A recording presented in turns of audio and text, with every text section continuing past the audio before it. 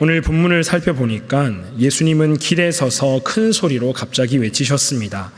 누구든지 목마르거든 내게로 와서 마시라.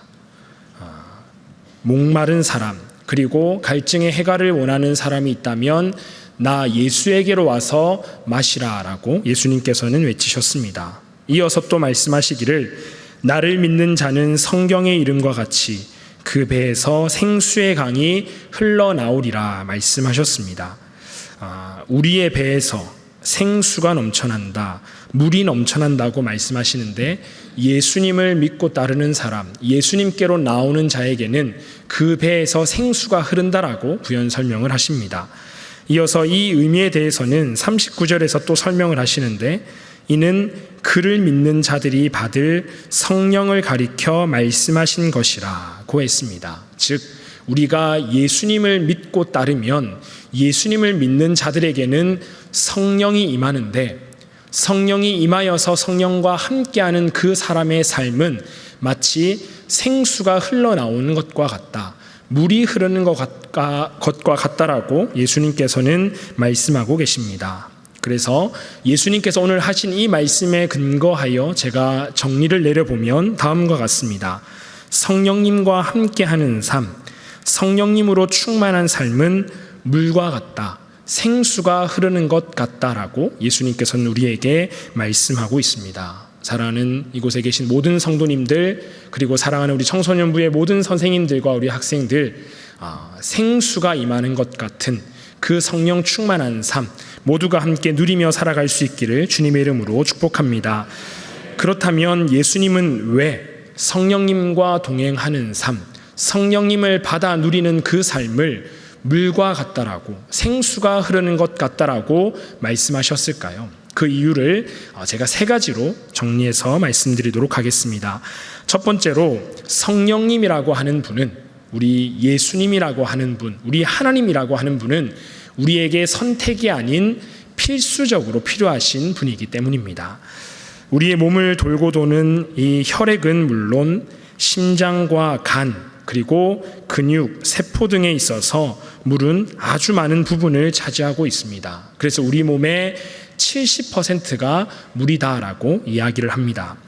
나머지 30%를 차지하는 지방이나 단백질은 절반가량이 없어져도 우리가 충분히 생존할 수 있지만 70%를 이미 차지하고 있는 이 물이라고 하는 것은 10%만 우리 몸에서 줄어들어도 우리 몸이 상당히 위험해지고, 만약 20%가 줄어들면 우리가 살아가기를, 생존하기가 상당히 힘들다고 합니다.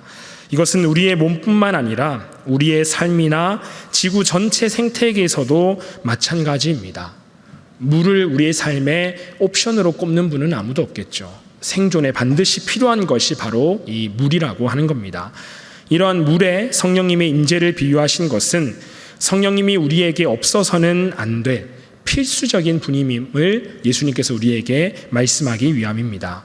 좀 더 깊은 신앙생활을 하기 위해서, 또는 체험이나 능력을 발휘하기 위해서는 성령이 필요하다라는 말씀이 아니라 우리의 생존을 위해서, 우리가 하나님의 자녀로서 실존하기 위해서는 성령님의 임재와 성령님의 도우심이 반드시 필요하다라는 말씀을, 성령이 임한 삶은 물이 흐르는 것과 같다, 물과 같다라고 말씀하고 있습니다.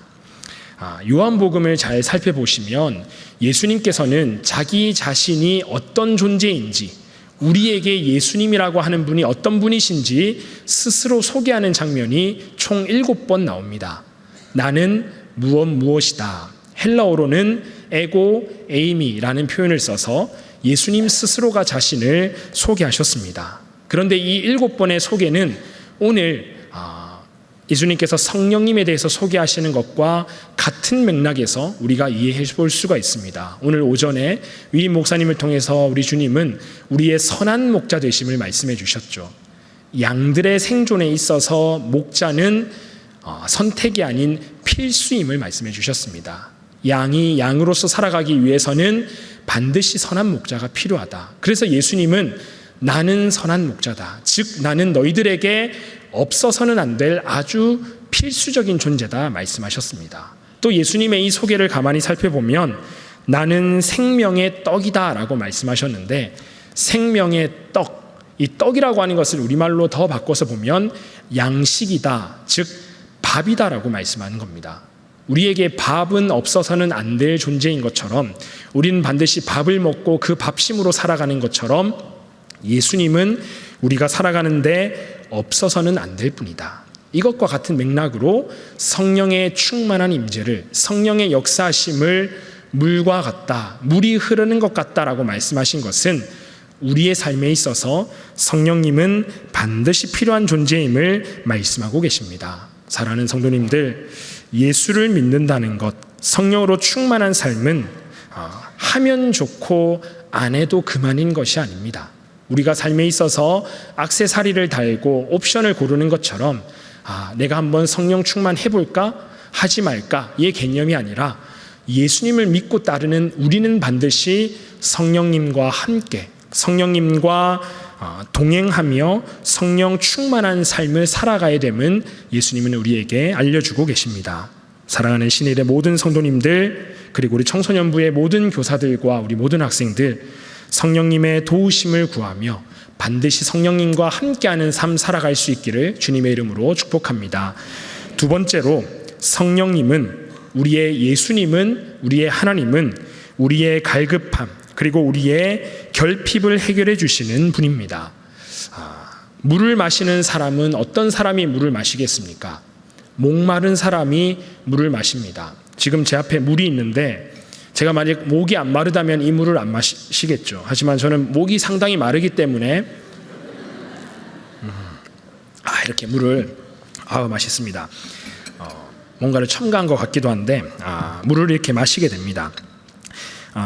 세계보건기구가 권장하는 물의 양은 하루에 1.5리터에서 2리터 사이라고 합니다. 그러니까 보통 200ml 컵으로, 그러니까 제가 지금 마신 이 컵으로 8컵에서 10컵 정도를 하루에 마시라고 우리에게 이야기를 합니다. 그런데 과학자들은 건강을 위해서 음료수를 마셔라 또는 주스를 마셔라 이야기하지 않고 물을 마시라고 우리에게 이야기를 합니다. 왜냐하면 물이야말로 우리 몸이 느끼는 그 갈증을 해결해 줄 수 있는 가장 좋고 완벽한 방법이기 때문입니다. 이러한 물에 성령님의 임재를 비유하신 것은 성령님은 우리의 삶의 모든 갈급함과 결핍을 채워주시는 분이기 때문입니다. 힘들고 지칠수록 우리는 성령님을 더욱 의지해야 합니다. 혹 내 삶에 결핍을 느끼거나 내 삶에 지금 부족한 부분이 있다고 생각하신다면 그럴수록 더 간절히 우리는 성령님을 찾아야 됩니다. 그럼에도 불구하고 참 안타깝게도 많은 사람들이 언제 하나님을 멀리하고 언제 말씀을 멀리하고 언제 기도와 예배를 멀리하냐, 내 삶의 부족함을 느낄 때, 내 삶의 어려움을 느낄 때 도리어 우리는 성령님을 멀리하는 경향이 있습니다. 오랫동안 교회에 나오지 않아서, 예배 자리에 나오지 않아서 그 이유를 물어보면 제가 건강이 좋지 않아서 예배를 못 갔습니다. 또는 제가 지금 마음에 상당히 힘들고 어려운 일이 있어서 예배에 못 갔습니다. 또는 제가 지금 취업을 해야 돼서, 제가 지금 대학에 진학을 해야 돼서 저는 예배에 못 갔습니다. 말씀의 자리에 나가지 못했습니다 라고 이야기를 합니다. 그러나 성도님들, 탈진한 사람일수록 또 탈수 증상이 심한 사람일수록 물이 더욱 시급하듯이 우리 인생에서 문제가 있다고 느끼신다면, 어려움이 있다고 느끼신다면, 그리고 무언가로 내 삶을 채워야 함을 느끼신다면 그럴 때일수록 우리는 더 성령님을 의지하며 주님 앞으로 가까이 나오셔야 합니다. 제가 일전에 어느 아는 교수님께 들은 이야기인데 이 교수님의 아들이 한 중학생쯤 되었을 때에, 이곳에 있는 우리 청소년 시기가 되었을 때에 하루는 몸이 상당히 많이 아팠다라고 합니다. 그러니까 보통 우리 아들이 있었는데 이 아들이 적당히 아프면은 부모도 그냥 이 정도는 그래도 교회 갈 수 있겠다, 학교 갈 수 있겠다 생각을 하는데, 이 엄마가 느끼기에 얘는 오늘 정말 교회 도저히 못 가겠다라고 느낄 정도로 아들이 많이 아팠다라고 하는 거예요. 그래서 당연히 이 어머니도 오늘은 우리 애가 교회에 못 가겠거니 생각하고 집을 나서려는데, 그 아프다는 아들이 꾸역꾸역 준비를 해서는 교회 가겠다고 따라 나오더라는 겁니다. 그래서 어머니는 너무나 깜짝 놀라서 엄마의 마음으로 얘야, 너 지금 그 몸을 하고 어디를 간다고 그러니? 그렇게 아픈데 집에서 좀 쉬고 있으렴이라고 얘기를 하자 그 중학생 아들이 엄마에게 이렇게 얘기를 했답니다. 엄마, 아프니까 더욱 교회 가야죠. 아프니까 낫게 해달라고 교회 가야죠 라고 이야기를 하면서 이어붙이는 이야기가, 아니 성경에 보니까 중풍병자는 침대에 누워서라도 예수님께 왔던데, 그랬더니 치료를 받았다던데, 아이고 저도 아프니까 얼른 가서 주님께 낫게 해달라고 해야죠 라고 이렇게 대답을 했다라는 겁니다. 그 얘기를 듣고 이 어머니가, 이 교수님이 정신이 번쩍 들었다라는 이야기를 제가 전해드렸습니다. 혹 이 이야기를 듣고 우리 부모님들 오해하지 마십시오. 아무리 아픈 사람도 교회로 무조건 데려오라거나 아프면은 다른 곳 가지 말고 교회부터 오라는 그런 이야기가 결코 아닙니다. 우리의 삶의 결핍을 해결해 줄 수 있는 분, 우리의 삶의 문제를 해결해 줄 수 있는 분은 오직 우리 주님, 우리 성령님이시기에 그러한 것을 느낄 때마다 더욱 간절히 우리 주님을 찾고 주님 앞에 매달리라는 이야기죠. 사랑하는 신일의 모든 성도님들, 그리고 우리 청소년부의 모든 교사들과 우리 모든 학생들, 성령님께서 나의 모든 갈급함을 채워주실 분이심을 기억하시고 항상 성령님 앞으로 나아오는 삶, 특별히 우리의 삶에 어려움이 찾아오거나 결핍을 느낄 때마다 더욱 성령으로 채우시는 삶 되시기를 주님의 이름으로 축복합니다. 세 번째로, 성령님은 우리를 지극히 정상적이고 또 괜찮은 존재로 변화시켜 주시는 분이 바로 성령님입니다. 신앙생활을 하면서 한 번쯤은 들어봤을 표현이 성령 충만입니다. 많이들 들어보셨죠? 교회에서 성령 충만이라는 단어를 상당히 많이 씁니다. 주로 기도회를 가거나 수련회를 가면은 성령 충만하게 하옵소서라고 우리는 기도를 많이 합니다. 아무래도 성령 충만에 대한 이미지는 뜨겁게 기도하는 모습이나 또는 방언으로 말하는 모습, 또는 열정적으로 뛰면서 또 박수치면서 찬양하는 모습을 떠올리게 됩니다.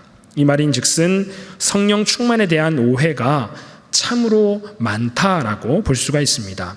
우리는 주로 신앙에 지나치게 심취하여서 평범하거나 보편적이지 않고 비현실적이며 비정상적인 행동을 보이는, 소위 말해서 맛이 살짝 간 상태를 보고 아이고 성령으로 충만하구나 이렇게 오해할 때가 많다라는 겁니다. 제가 중학생 때, 상당히 오래전이죠. 제가 중학생 때 제가 다니던 고향교회에 고등부 누나가 있었는데 그 누나는 장로님의 딸이었습니다. 그런데 이 누나가 너무나 공부를 잘해서 전교에서 늘 1등 한다, 2등 한다 이런 이야기를 들었는데, 문제는 전혀 주님을 향한 믿음이 없어서 늘 우리 장로님과 권사님의 염려거리고 근심거리다라는 얘기를 제가 들었습니다. 그래서 그 누나를 교회에서 만나면 딱 봐도 공부 잘하게 생겼고 똑똑하게 생겼는데 교회 올 때마다 표정이 너무 안 좋은 거예요. 왜냐? 나는 주님을 믿는 믿음이 없는데, 나는 도저히 예수님을 믿고 싶은 그 마음이 없는데 엄마 때문에 아빠 때문에 교회에 늘 끌려오다시피 하니까 교회만 오면, 교회에서 만나는 그 누나의 모습은 항상 일부러퉁하고 뭔가 화가 나 있고 뭔가 인사를 해도 제대로 받아주지 않는 그런 모습이었습니다. 그런데 고등부 여름 수련회가 끝나고 나서 그 누나가 성령을 받았다더라는 소문이 교회에 돌기 시작하는 거예요. 다들 성도님들이 모이면 야, 그 장로님의 딸, 걔가 글쎄 이번 수련회 때 성령을 받았더라, 성령으로 충만하게 되었더라 이야기를 하는 겁니다. 그 이야기를 전해들은 저는 살짝 기대가 되면서도 조금 무서웠습니다. 이 누나를 만나면 이 누나가 과연 어떤 모습을 보일까? 어떤 상태로 나를 맞이할까? 눈이 혹시 풀려 있거나 만나서 인사를 했는데 막 방언으로 말해버리면 어떡하지? 막 저를 붙들고 갑자기 기도하자 그러고 막 중보기도 한다 그러면 어떡하지? 온갖 생각이 다 드는 겁니다. 그러다가 이 누나를 교회에서 마주쳤는데 저의 예상과는 달리 제가 볼 수 있는 가장 친절하고 가장 매력적인 모습으로 저를 대해주는 것이었어요. 이전에는 어른들에게도 약간 버릇없다, 소위 말해서 뭐 싸가지 없다는 소리를 듣던 누나였는데 아주 밝게 어른들에게 인사하고 교회에서도 아주 멋진 모습으로 예배하고 만나는 모든 사람들에게도 밝게 인사하고 정말 그 매력적인 모습으로 대하는 그 누나의 모습을 보게 되었습니다. 즉 성령 충만이라고 하는 것은 우리의 상태가 약간 이상해지는 것이 아니라 우리가 가장 매력적이고 가장 멋진 모습으로 변하는 것을 의미하는 것이죠. 그럼에도 불구하고 왜 우리는 그동안 성령 충만에 대해서 오해하고 있었을까요? 대개 성령 충만함을 이야기하면서 꼭 묘사되는 모습이 있는데 그것은 성령을 물이 아닌 불에다가 비유하는 모습입니다. 혹시 우리 성도님들 어릴 때 집회에 가서 목사님들이 앞에서 기도하실 때 불 받아라 불 받아라 하는 거 경험해 보셨습니까? 많이들 하셨죠. 저도 어릴 때 기도원에도 많이 다니고 저도 예전에 사역할 때 앞에서 기도하면서 불 받아라 외치기도 하고 통성기도 하다가 할 말이 없으면 성령의 불 이렇게 외치기도 하고 많이 했었었는데 우리가 대개 성령의 임재를 구할 때는 성령을 불에다가 묘사해서 많이 기도를 합니다. 불을 내려달라고 간구를 합니다.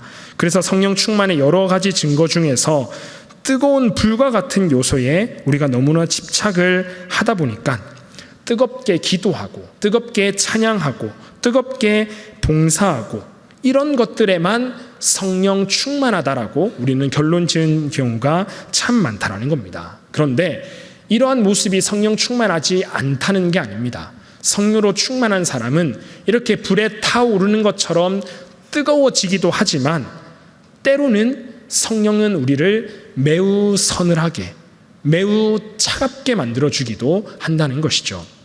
모든 것을 가장 이성적이고 합리적으로 판단하고 바라볼 수 있는 지혜와 능력을 갖추도록 해주신다라는 겁니다.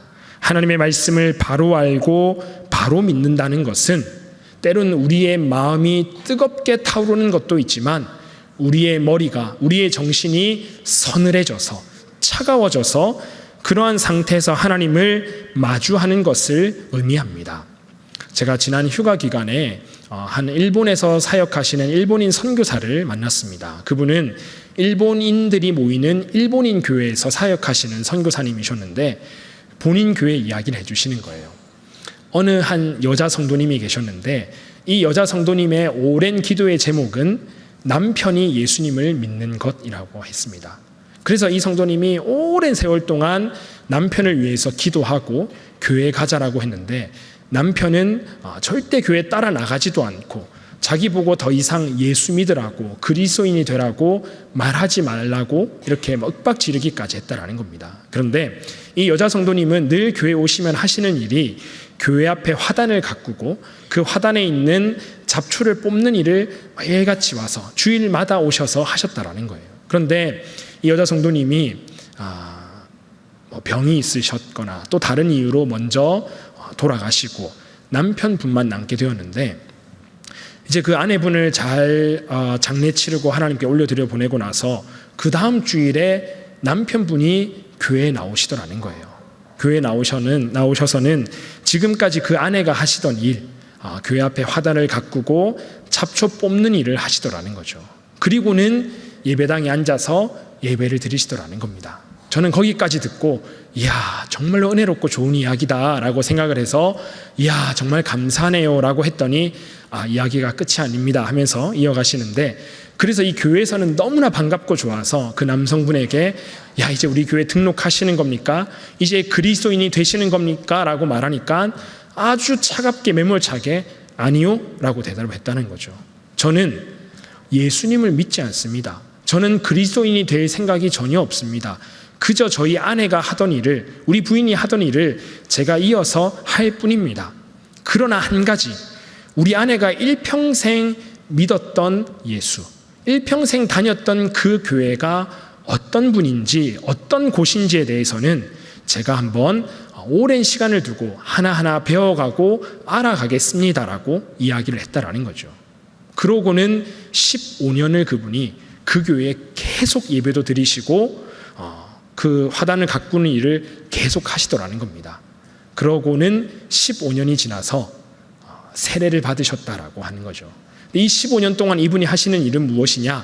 매일같이 성경을 읽으셨고 매일같이 주일마다 교회에 나와서 하나님의 말씀을 들었고 내가 과연 예수를 믿을지, 내가 이 교회의 한 가족이 될지에 대해서 아주 이성적으로 합리적으로 생각하고 또 고민한 끝에 나는 예수님을 믿겠다, 나는 그리스도인이 되겠다라고 결심하셨다라고 이야기를 했습니다. 사랑하는 성도님들, 성령 충만하다는 것은 우리에게 밑도 끝도 없이 무조건 믿으라거나 무조건 뜨겁게 봉사한다는 것이 아닙니다. 제가 지금 말씀드린 이분처럼 내 믿음에 대해서, 내 신앙에 대해서 차근차근 생각하는 것, 그 어떤 사람들보다도 더 이성적이고 더 괜찮은 사람이 되는 것이 성령 충만입니다. 제가 늘 우리 아이들과 우리 모든 성도님들에게 말씀드리는 하나님과 사람에게 매력적인 상태, 우리가 그리스도인으로서 그리고 한 명의 사람으로서 가장 보편적이고 가장 현실적인 모습으로 만들어주는 것이 바로 성령 충만한 모습입니다. 성령님이 임하시고 성령님이 다스리시는 우리의 삶은 가장 이상적이고 논리적이고 그러면서도 열정이 넘치고 현실 감각이 가장 완전하며 그 누구와도 화합하고 공동체에 융화되며 자신의 역할을 균형 있게 유지해 가는 모습입니다. 왜 교회에서 항상 우리들에게 성령 충만함을 받으라고 말씀을 드리느냐? 종교적인 열심을 이끌어내거나 어떠한 체험에 사로잡힌 광기 있는 모습을 원해서가 결코 아닙니다. 바로 저 자신부터, 그리고 이곳에 계신 우리 모든 성도님들과 우리 다음 세대들이 하나님 앞에서 그리고 사람들 앞에서 가장 매력적인 모습으로 살아가기 위한 필수 덕목이 성령의 충만함이기에 그 성령님의 충만함을 받으려고 우리는 늘 기도하고 간구하는 것입니다. 사랑하는 신일의 모든 성도님들, 그리고 청소년부의 모든 교사들과 모든 청소년들, 우리 모두 성령 충만함을 사모하시기를 간절히 축복합니다. 그러므로 가장 매력적인 한 사람으로 하나님 앞에서 또 사람들 앞에서 존재하며 살아가기를 주님의 이름으로 축복합니다. 오늘 우리가 청소년부 주간 예배를 드리고 있습니다. 그런데 제가 드리는 이날 성령님을 물에 비유해서 말씀하신 예수님의 말씀을 나눈 이유는 무엇이냐? 지금까지 말씀드린 대로 성령님은 우리에게 없어서는 안 될 필수적인 분이시고 또 우리의 모든 결핍을 해결해 주시는 분이며 우리를 가장 완전하고 매력적인 존재로 바꿔주시는 분이시기 때문입니다. 그러면서 물의 습성, 물의 특성을 한 가지만 더 생각해 보면 물이라고 하는 것은 높은 곳에서 아래로 흐르게 되어 있습니다. 그런데 우리 하나님의 사랑, 우리 하나님의 은혜도 이와 같습니다. 하나님께서는 항상 저 높은 하늘에서 우리에게 그 놀라우신 사랑과 은혜를 풍성하게 충만하게 내려주시고 보내주시는 분이십니다. 이것처럼 이곳에 계신 우리 사랑하는 청소년부의 모든 선생님들, 그리고 이곳에 계신 우리 모든 어르신들, 우리 모든 성도님들, 우리가 하나님께 받은 사랑과 은혜를 우리 청소년부 아이들에게 그리고 우리의 다음 세대들에게 늘 흘려보내줄 수 있고 늘 그들에게 보여줄 수 있는 믿음의 사람들 다 될 수 있기를 간절히 소망하고 축복합니다. 또한 우리 청소년부 아이들도 마찬가지입니다. 여러분들이 선생님들께 받은 사랑, 그리고 우리 교회 어르신들로부터 받은 사랑과 이 은혜를 역시나 흘러보내는 사람이 되어야 합니다. 우리 청소년들의 삶으로 말미암아, 우리 청소년들의 헌신과 섬김으로 말미암아 이 땅에 많은 사람에게 하나님의 사랑이, 하나님의 넘치는 은혜가 흘러나갈 수 있기를 주님의 이름으로 축복합니다. 이곳에 계신 우리 모든 성도님들, 하나님은 나를 통해서 또 우리를 통해서 하나님의 사랑을 흘러보내시는 분이십니다. 나의 삶이 하나님의 사랑을 흘러보내는 삶 되었음에 감사하며 또한 그러한 사명을 마땅히 감당하는 삶이 되시기를 주님의 이름으로 축복합니다. 제가 우리 위임 목사님 앞에서 이것을 인용하기가 상당히 부끄럽지만 노자의 도덕경에 보면 상선약수라는 이야기가 있습니다. 그 최고의 선은 물과 같다라는 표현이죠. 이것처럼 물은 우리에게 필수적이며 우리의 갈급함을 채워주고 우리를 가장 매력적으로 만들어줍니다. 물과 같은 성령님이, 그래서 물과 같은 성령님을 늘 의지하고 사모하는 우리 모두가 될 수 있기를 다시 한 번 더 축복합니다. 우리 함께 기도하겠습니다. 하나님, 이곳에 있는 우리 모두에게 성령의 충만함을 허락하여 주시옵소서. 또 우리가 받은 이 성령의 충만함을 다음 세대에, 또 우리 청소년들에게 흘려보내줄 수 있는 우리 모든 성도님들과 우리 모든 교사들 되게 하여 주시옵소서. 또한 이곳에 함께하는 우리 모든 청소년부 아이들 한 사람 한 사람을 축복하시고 그들에게도 성령의 충만함을 허락하시어서 주님께서 우리에게 주신 그 성령의 충만함을 이 땅의 많은 사람들과 함께 나누며 살아갈 수 있는 믿음의 사람들 다 되도록 역사하여 주시옵소서. 예수님의 이름으로 간절히 기도하옵나이다. 아멘.